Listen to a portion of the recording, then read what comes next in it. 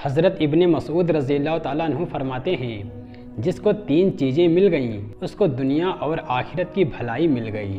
Number 1 اللہ کے ہر فیصلے پر راضی ہونا، نمبر 2 مصیبتوں پر صبر کرنا، نمبر 3 راحت کے وقت دعا کرنا۔ حضرت موسیٰ علیہ السلام نے اللہ تعالیٰ سے معلوم کیا عیادت کرنے کا کتنا اجر ہے، تو فرمایا عیادت کرنے والا گناہوں سے اس طرح پاک ہو جاتا ہے جیسے آج ہی پیدا ہوا ہو۔ یہاں گناہ صغیرہ مراد ہے، اور یہ بھی ضروری ہے کہ عیادت صرف اللہ کی رضا کے لیے کی جائے۔ پھر پوچھا، یا اللہ جنازے میں شرکت کا کتنا ثواب ہے؟ تو فرمایا جنازے میں شریک ہونے والا جب مرتا ہے تو اس کے جنازے میں شرکت کے لیے فرشتوں کو بھیجا جاتا ہے جو جھنڈے لیے قبر تک پھر حشر تک جائیں گے۔ پھر پوچھا، یا اللہ تعالیٰ تعزیت کا کتنا اجر ہے؟ تو فرمایا تعزیت کرنے والا اس کو قیامت میں عرش کے سائے میں جگہ دی جائے گی، بس تعزیت اخلاص سے کی گئی ہو، اخلاص کے بغیر یہ ثواب نہیں ملتا۔ حضور صلی اللہ علیہ وسلم نے فرمایا 2 گھونٹ اللہ تعالیٰ کو بہت زیادہ پسند ہیں، ایک غصے کا گھونٹ، دوسرا صبر کا۔ اس کو 2 قطرے نہایت محبوب ہیں، ایک جہاد میں خون کا قطرہ، دوسرا آنکھ کے آنسو جو رات کی تنہائی میں صرف اللہ کے خوف سے نکلیں۔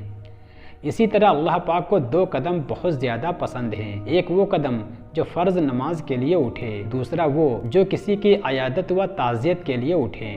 حضور صلی اللہ علیہ وسلم نے فرمایا اگر جوتے کا تسمہ بھی ٹوٹ جائے تو اس معمولی تکلیف پر بھی انا للہ و انا الیہ راجعون پڑھو، یہ بھی ایک مصیبت ہے اور اس پر بھی ثواب ملے گا۔ نبی صلی اللہ علیہ وسلم نے فرمایا تعزیت کرنے والے کو مصیبت زدہ کے برابر اجر ملتا ہے، اور فرمایا صبر کی 3 قسمیں ہیں۔ نمبر 1 اطاعت اور فرما برداری میں جو تکلیف ہوتی ہے اس پر صبر کرنا، نمبر 2 تکلیف و مصیبت پر صبر کرنا، نمبر 3 گناہ چھوڑنے میں جو مشقت ہوتی ہے اس پر صبر کرنا۔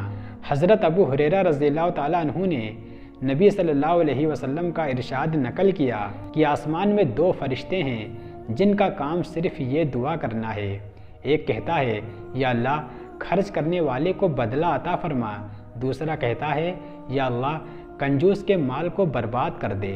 جس گھر میں یتیم ہیں ان کے لیے خوشخبری بھی ہے اور ہلاکت بھی، جنہوں نے یتیم کی قدر کی، اس کے ساتھ حسن سلوک کیا، ان کے لیے خوشخبری ہے، اور جن لوگوں نے یتیم کے ساتھ اچھا سلوک نہیں کیا وہ ہلاک ہوئے۔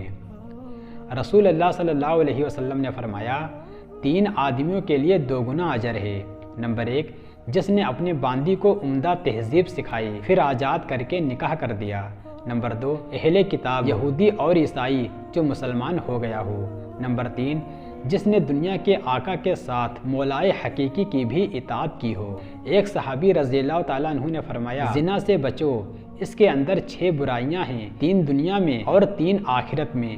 دنیا کی 3 برائیاں یہ ہیں، نمبر 1 اس سے روزی کی برکت جاتی رہتی ہے، نمبر 2 زانی بھلائی سے محروم ہوتا ہے، نمبر 3 عام لوگوں کی نظروں سے مقبوض و ملعون ہو جاتا ہے۔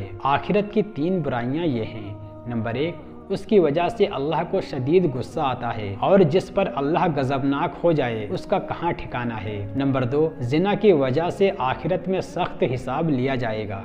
نمبر 3 زانی کو جہنم میں داخل کیا جائے گا۔